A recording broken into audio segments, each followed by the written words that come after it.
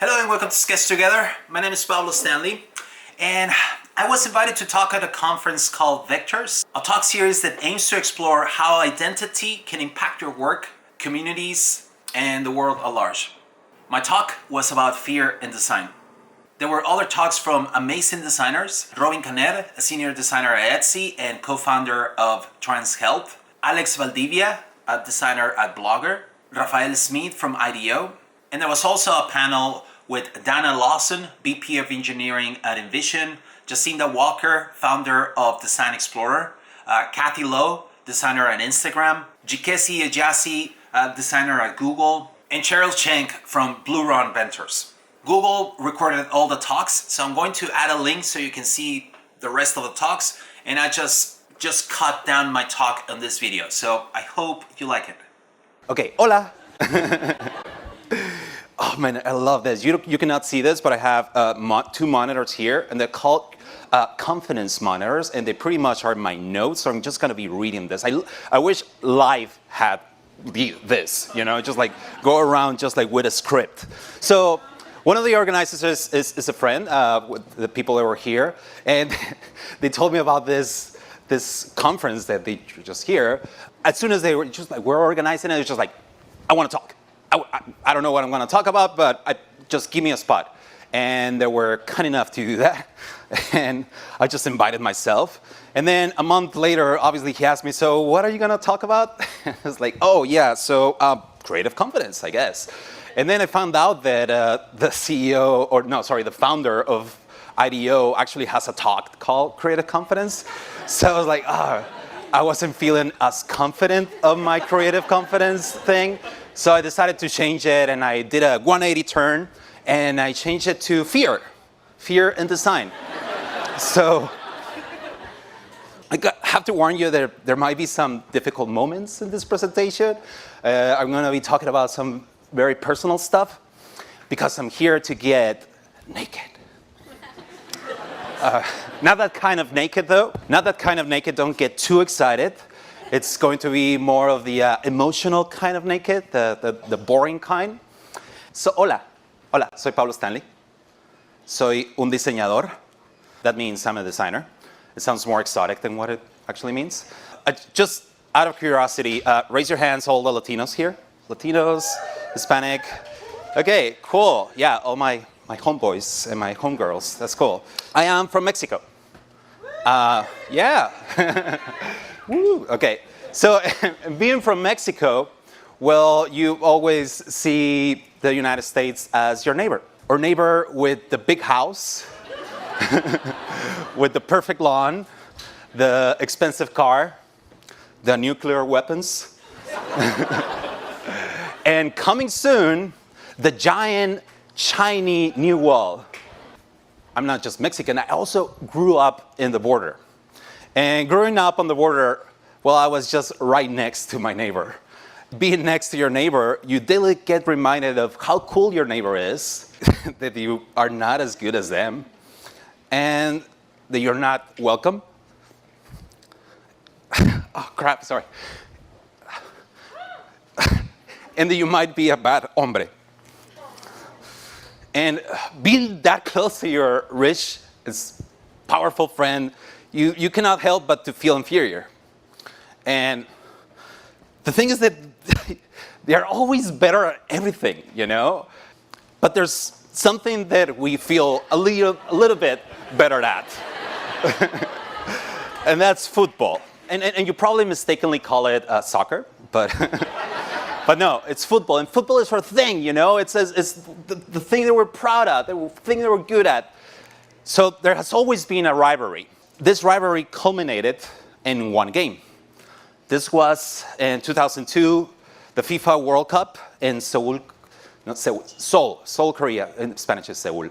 Seoul, Korea. I remember I was at a friend's house, and I'm pretty sure like everyone in Mexico was at a friend's house glued to the TV. The whole nation was glued to the TV. And the thing is, I don't even like football, to be honest. But that's something that just brings us all together. So the game starts. And 1 minute, 2 minutes, everything's going well. It's just a football game, I guess. And then on the 8th minute, the United States scores a goal. And obviously, my heart sunk.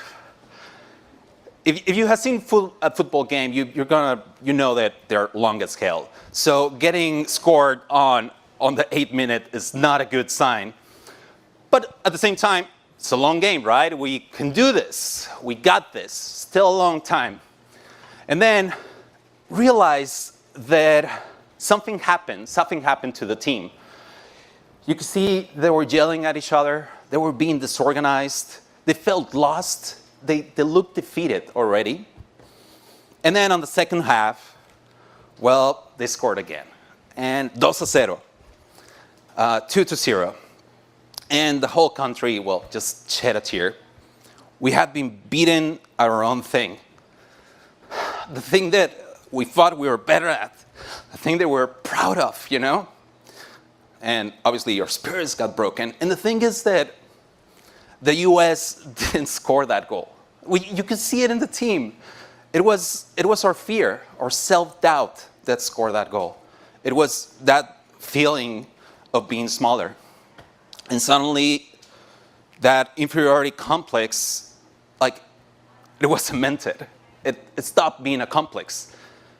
It suddenly, we were just inferior. Except at food. We're still very good at food, and I think that's our thing now. Seriously, we're really good at it.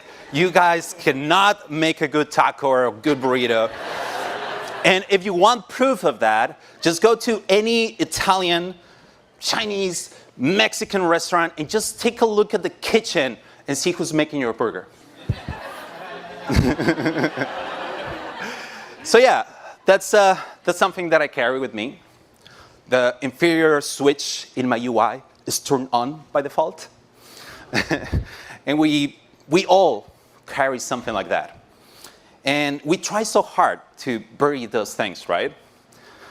That fear and uncertainty. And the thing is that fear, it plays a great role in the life of the designer. Exposing yourself and being vulnerable is kind of in the core of every creative. I think it's one of the coolest things too in the designer, where we actually get to use our left and right brain. It's kind of a requirement, right? That you have to use your analytical and your emotional side. The thing is, well, that it's hard. The right brain is kind of hard. It deals with the subjective, right? When you actually want your work to look objective, it pushes for the emotional when you want your work to look rational. It's really hard to defend the right brain because it's just like soft and airy and it's like personal. And I see it like there's a parallel with the artist. Well, the artist has to deal with this every day, and that's their thing, right? And I don't know if you've noticed this, but we as designers kind of want to distance ourselves from the artist. Have you noticed that? That we don't want people to confuse what we do with what the artist does. You just, no, I'm not an artist, I'm a designer. And why? Because the artist deals with the emotional and the personal. And we view their work as a reflection of their souls. And it's not just about the painting of the piece, it's the story behind it, it's the struggle of the artist, right? Their suffering. We kind of avoid that. Because, well, it requires us to be more open, to embrace those emotions, to be vulnerable. So what do? We close down. We suppress our intuition. We give in to the left side. And we follow the facts, not our hunches. And we use the analytical as armors. And it's hard to defend intuition. It's difficult to convince people of the feeling you have, to embrace the warm and fuzzy things inside you. And it's scary to open up, and it feels dangerous. And we have two types of fear. That's the fear about ourselves and the fear about what others think of us. The fear about ourselves can make us create our best work, while the fear about what others might think of us makes us create not our own work. For me, being Latino was, for the longest time, something that I would try to hide, something that I didn't want to be put in that box. I didn't want people to judge me because of that. And my inferiority complex was just bringing me down, right? And probably for you, it's something different. You know, it can be your gender, your nationality, your socioeconomic background, the school you went to, a disability, the color of your skin.